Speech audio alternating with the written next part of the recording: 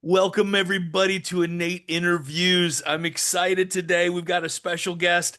I'm your host, Dr. Haig John, and we've got Dr. Daniel Knowles, the one and only for Mile High Chiropractic Experience and Network Chiropractic, and a whole lot of stuff he wants to share with us today.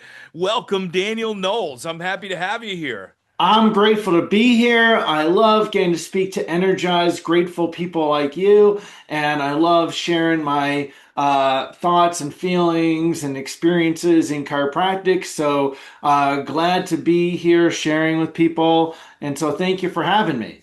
You are welcome. And, we're blessed to have you. And I got to go to Mile High this past Mile High 13. And I felt just there's such a warm group of people there. The messages on stage were awesome. And I'm happy to participate at the next one that's coming up soon. Why don't you share a little bit about that? Share, what drove you? This is 14, am I correct? It's unbelievable that's 14. So yes. Congratulations on that. I mean, really just, you're unstoppable and 14 of these in a row. What inspired you to start off with doing your Mile High event?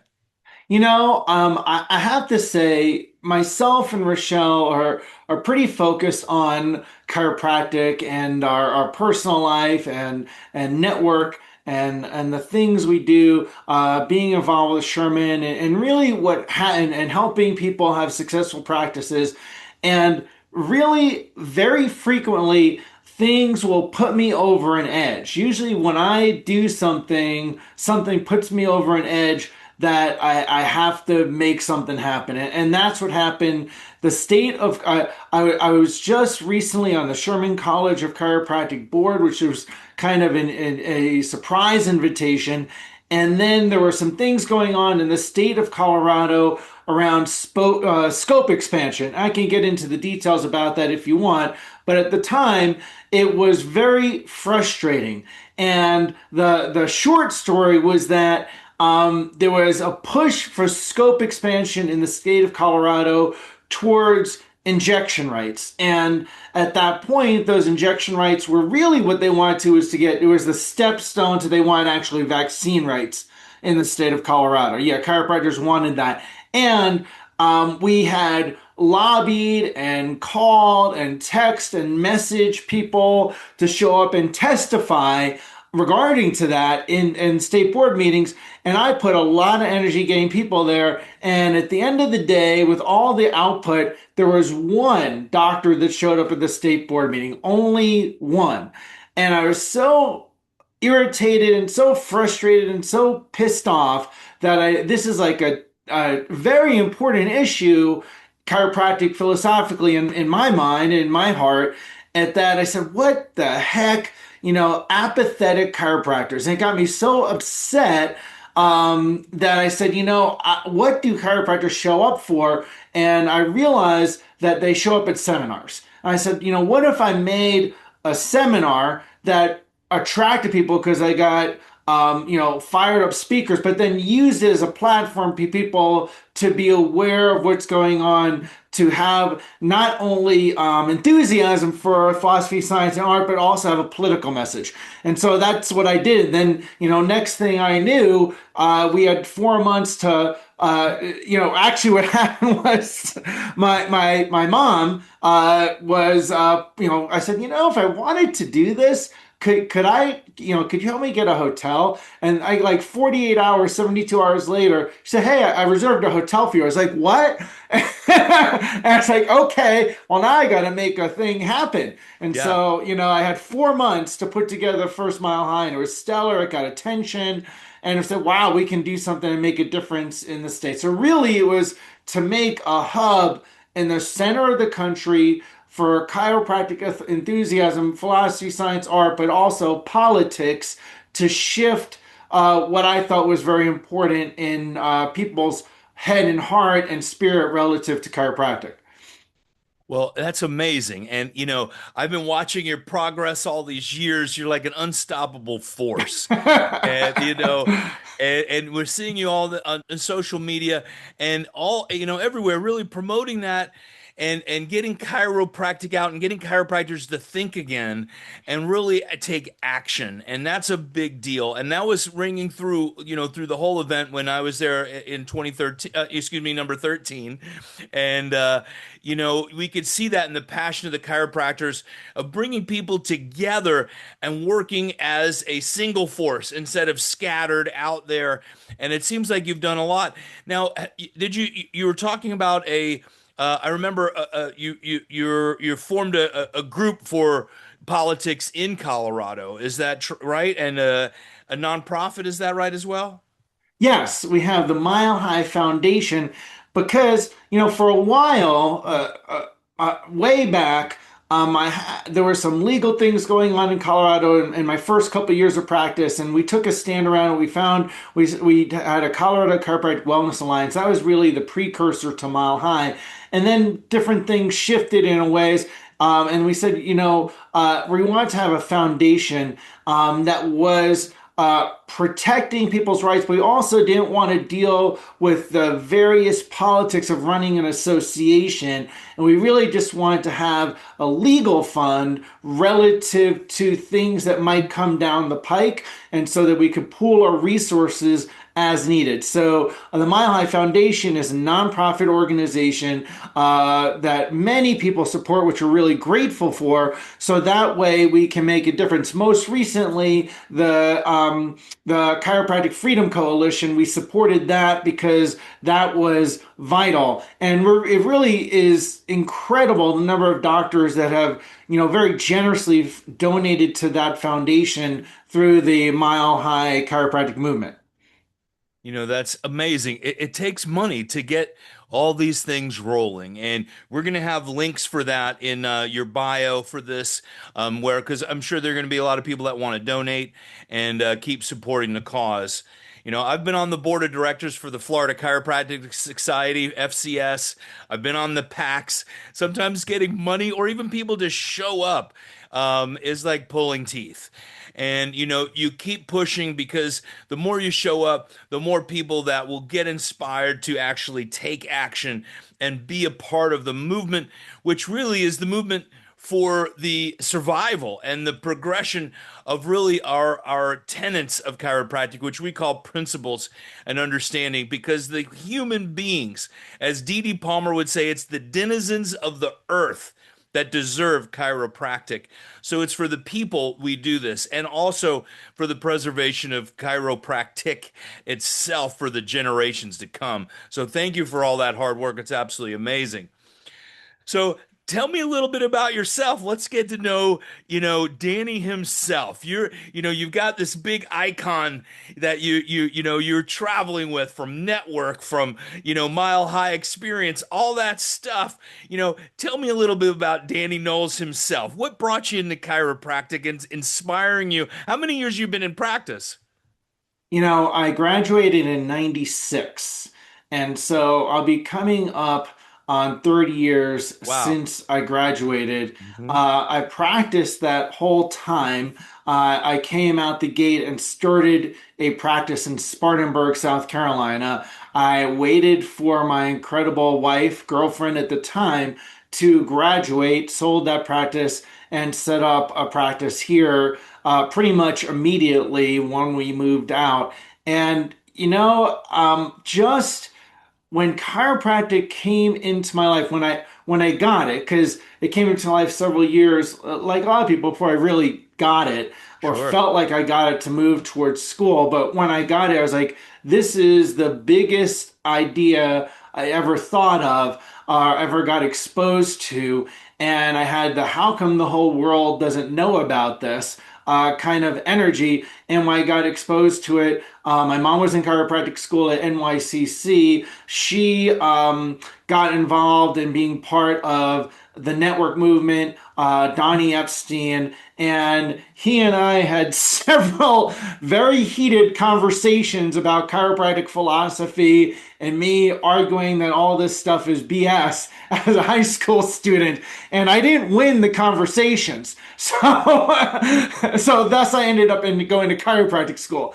But being around Donnie Epstein for holidays, for meals, etc., and being drugged along to seminars, you can't help but have chiropractic rub off on you. And the things that I saw, witnessed, the life changes that I saw face to face, it's and in real life, in real time, were just so incredibly mesmerizing, amazing. It was like I was like, how could people not do this? That I just was like, well, I guess I'm going to chiropractic school. And there actually was, it was kind of this thing that slowly creeped up on me as I learned more and more. And I got drug along, okay, because it was, you're a teenager, you get brought to where your parents tell you to go. Um, and I got drug along to a couple of things. One, I went to the Transformational Gate healing retreats that he held, not necessarily by choice, just because I was a teenager and that's where Right. I was brought. And then, my mom kept upping the ante of like, oh, you can fly here, you can fly there, and I had never gone anywhere from outside of the Bronx, New York. So like to do that was pretty incredible. And then, one day she's just like, well, we're going down to South Carolina and you come around and see this school. I didn't really want to see a school, but I was like, oh, I'll go to South Carolina. And I sat under a tent in the South. And here I'm in this New York City kid, Bronx, Brooklyn, Manhattan, like are my Yeah. stopping recounts, 19 years old, that kind of thing. And I'm under a tent in sweltering heat in May in the South.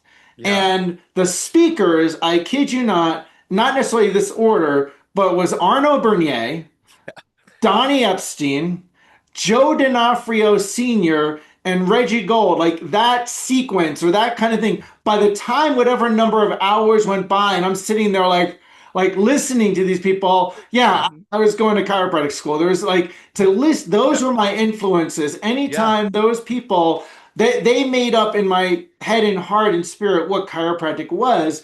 I was like, well, I guess I didn't have a choice at that point. I don't know how you could listen to Arno, Donnie, Joe D'Onofrio Sr., who is one of my greatest influences, and Reggie, without thinking, well, I got to become a chiropractor. Yeah. I mean, that's how important it is to bring your children. Yeah, And like we're coming to Mile High 14. We're coming to this next one in August. What's the date of that, please? it's August 20th weekend, 20th to 23rd. And look, you want to be there. I have to tell you, what came out of this, I thought, like letting people hear incredible speakers, which we always have, and like I put time and energy in the content. I thought that would be the biggest thing. What I realized in putting these together, which I never thought this would be and look, I'm in full-time practice. We have a booming practice. And adjustment only, no insurance, tons of people. So I do that and put this side gig on of Mile High. What I learned a lot doing this, was that actually really chiropractors thrive in community. Oh, They yes. thrive when they get around other chiropractors, and they need that. I need that. You are in your own little wall, and I didn't realize this until I'd only been around network seminars and spending time with that. I kind of dropped out of being involved with chiropractic because I was raising kids, and I would teach network and do that because that was my immediate circle. But I went to my first Sherman College Lyceum when I was on the Sherman College board and being around people, and there was this aliveness of the principle by being around people that had not been around for a long time. That I was like, wow, I was like, this chiropractors need to be around other chiropractors. They need to get out of the four walls of their office. They need to rub elbows with other people. They need to be inspired. They need to they need to bring their team to things so their team gets inspired, and that they talk to other people that are living the same.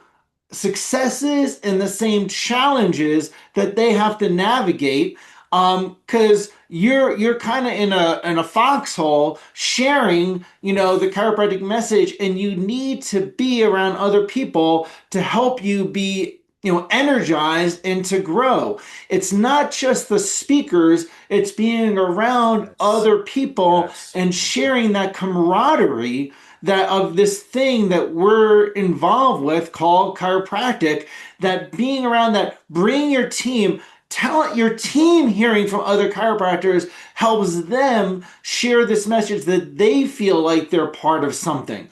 And that is a vital for chiropractic offices and chiropractors to succeed, to impact lives in their community. And you can get in the walls of your office and forget that. And the number of stories I've heard, people that get impacted, end up going to chiropractic school, they're get reinvigorated with the our principles from this. It's not just stellar speakers. It's being able to hang out with people like you, Haig, or spending time and talking to students and sharing that strengthens you as a doctor of chiropractic. It's so important. Everything you said, we need to hear that more often, even in our profession. Because when you're just showing up for your CEs, you're doing some online and some decent speakers through that.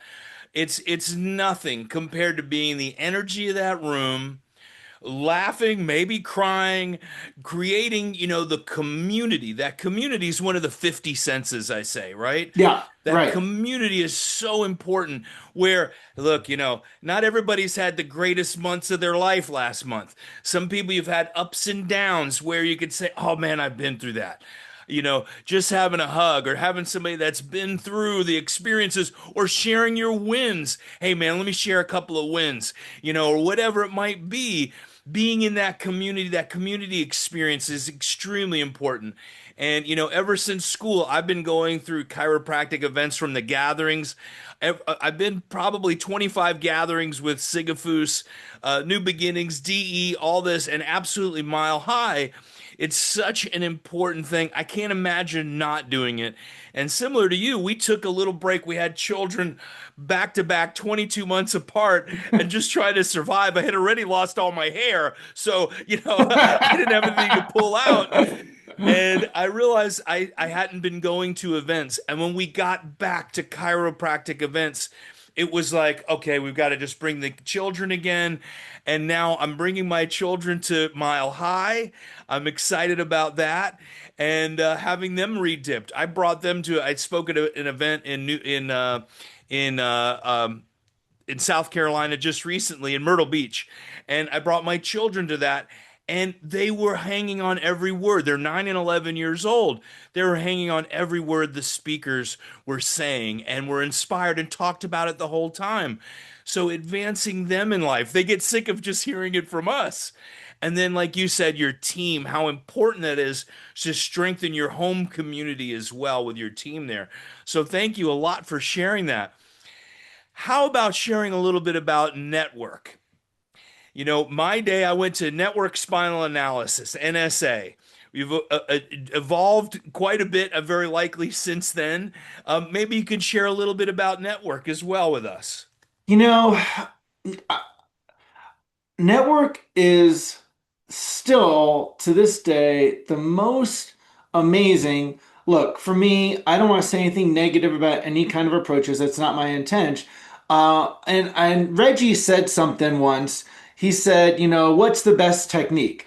Somebody asked him, what's the best technique? And he said something brilliant. He said, well, the one that I do, because otherwise I wouldn't do it. Right? Right. So Yeah, like perfect whatever, answer. right. It was a great, non-judgmental, which is hard to get from Reggie, to answer. And like, look, network to this day is the most phenomenal thing I've ever done, experienced in the chiropractic world. The changes you see in people are extraordinary. And here's the thing, this fundamental chiropractic principle that your adjustment, that your force application is a universal force. right? The force application that you as a chiropractor use your educated mind to apply a force that relative to the way you analyze, see the spine, that you apply a force and that creates a concussion of forces that innate intelligence assembles its own forces to make a change in the body to up level its organization to create coherence in the nerve system that no human being or even chiropractor knows where the spinal vertebra is supposed to be, but that you're applying a force that innate can assemble its own forces to create greater organization, coherence, enhanced spinal neural integrity is that is to me the center place of the art of chiropractic. And with network spinal, you're right, it's gone with sequential up levels because Donnie, he's quite an amazing soul. And not just saying that because I'm related to him, he's quite an extraordinary healing facilitator, soul, insightful person, and he never is satisfied. He always is going for more depth, coherent, congruent with our underlying major premise, and up leveling the art, and it makes these huge leaps forward as he has new insights, discoveries, research shows something new. That then he refines that regardless of what that means of people saying, I still want to do old network or what I learned from 10 years ago. He doesn't care. I'm going to go with the greatest refinement that I know, not for him, not for network, but for humanity and for that person on the table that deserves the best that you can deliver. They're sharing their time, energy, and money. They could be anywhere in the world, and they're choosing to be on the table of Haig at that moment. And deserve to give them. They deserve you giving them the best. Currently, network spinal, the our highest level, derivation of it. And I'm sure there'll be another in refinement as he discovers new things.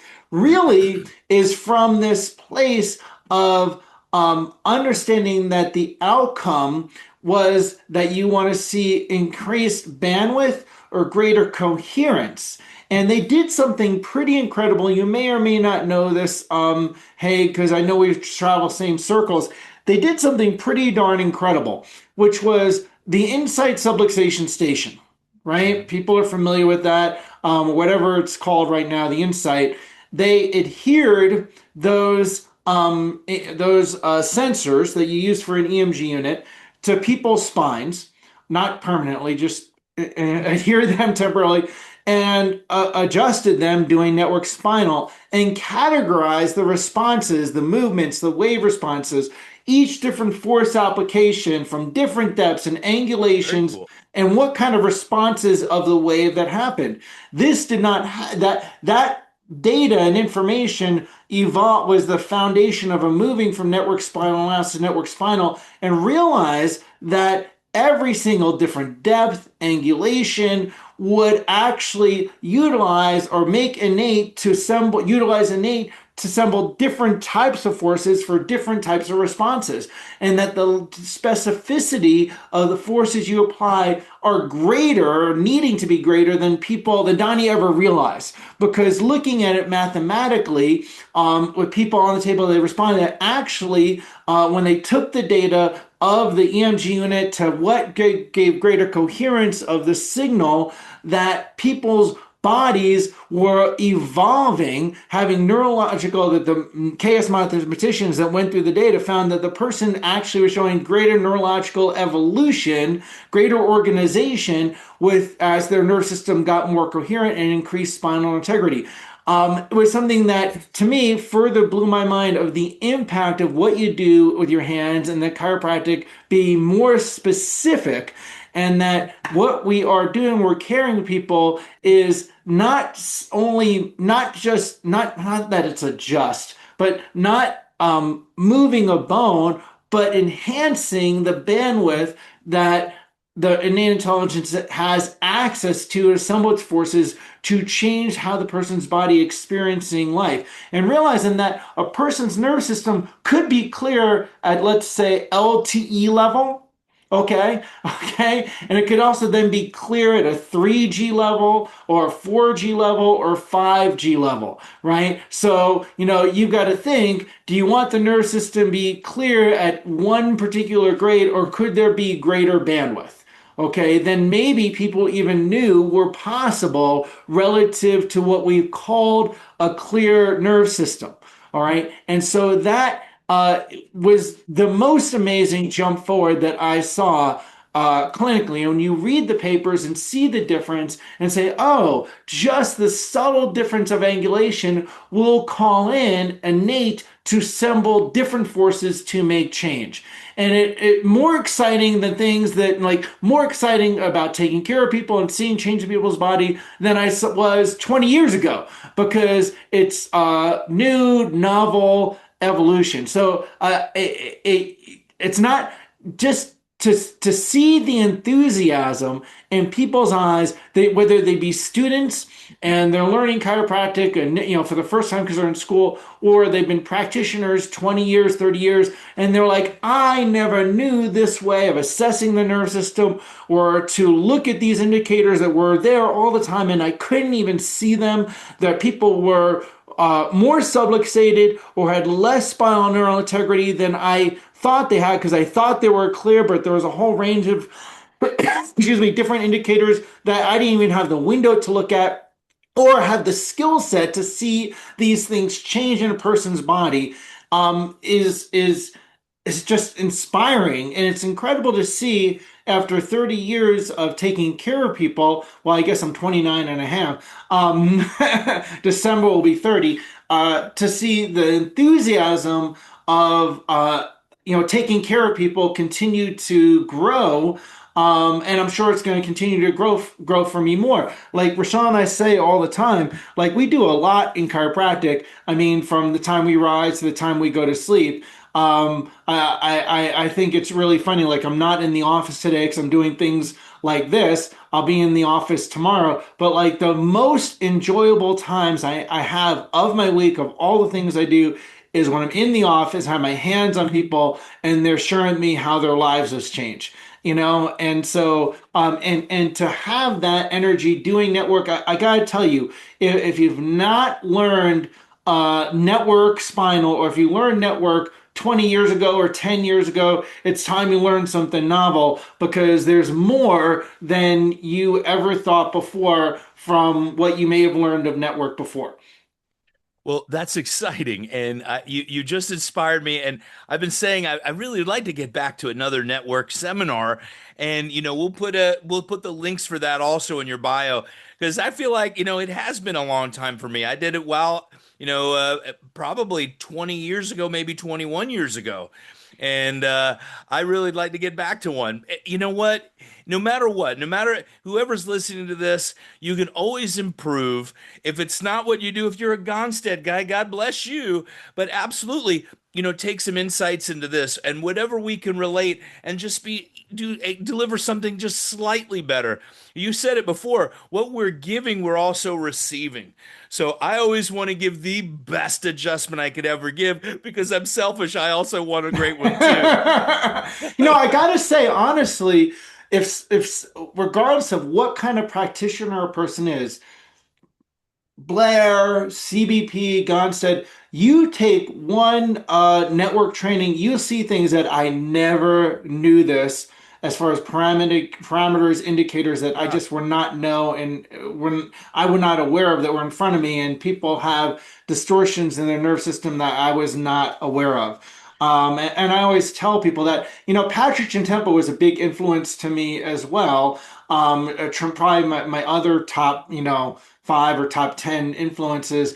And he said something, a total solution, which was like, every year you should go to one thing that's not the approach that you do, which is a very wise and insightful thing for people to hear, Definitely. I think. Because that stuck with me when he said that.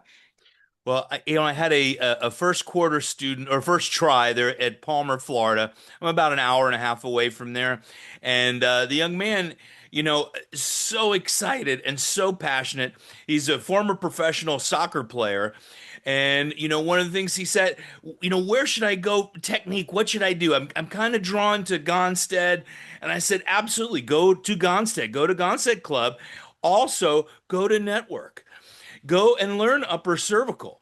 You're not tied to that the rest of your life. And just like you said, you can always improve. Add one thing that you wasn't in your thought pattern before, or a different technique to make you expand and have a new consciousness of how you care for people. Even if you take one thing away from there, you've improved. So, that's You really, know, really good insight. my son is in chiropractic school right now. I think he's aiming for Jack Boyler's job as president. Good. But he's in chiropractic school, and he asked me. He said to me like, "Well, what should I want? What if I don't want to do network?" I said, "Well, you should learn network because and you should take everything. You should take a Logan program. You should take Blair. You should take Epic. You should take Thompson. You should take all those things." Because you need to be the best chiropractor. And that was one of the wisdoms of Donnie putting together Network initially was he asked a question that many chiropractors don't ask is like, what if every technique, approach, and now system had some wisdom in it? And that it wasn't that one was right or wrong, but everyone had its own gift. And how do you synthesize like the core thing out of all of them into some system, which is not a question that a lot of people ask in chiropractic.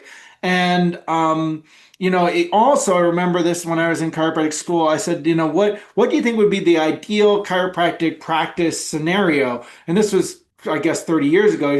He said, really, it would be that there was a chiropractic healing center that when you needed to see the upper cervical person, you saw experts in that. And that when the person needed a Logan approach, they would go to that person or they would get sent to the Gonstead person and that they, synthesized working together. And we don't have enough of that in the chiropractic profession. We have too much throwing rocks and too much like, only go to the TRT person or whatever it is versus, maybe someone has a particular gift that patient needs. That is really wise insight because, what resonates with you might not be the right thing for somebody else. And, that would be just an amazing thing to see where, we're all under one roof and, referring to the network server or the Thompson server or whatever that they're doing. I think that's absolutely wonderful. Pasquale said this, just reminded me right at the end. He said this, it's not the technique. Don't focus on, on the adjustment, but the awesomeness of chiropractic. The awesomeness of chiropractic. It is absolutely amazing because we used to try and get out of them what technique, and Self Center has their own type of technique and things that they do. And, it is right for you. It's not the technique, it's the service of chiropractic and how that resonates with you and how it resonates with the person that you're serving and caring for. Thank you for sharing that. That it brought me a lot of flashes that I can't wait to write down later today. Danny Knowles, I am so happy to have you today. Thank you. You've inspired me. I'm going to go look up Network Spinal and see what the schedule is for myself.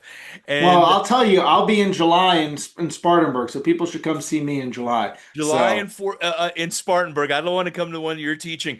I have to give my plug now. Innate newborn adjusting and subluxation analysis at Life University. April 24th is our philosophy night. Everybody can come to that.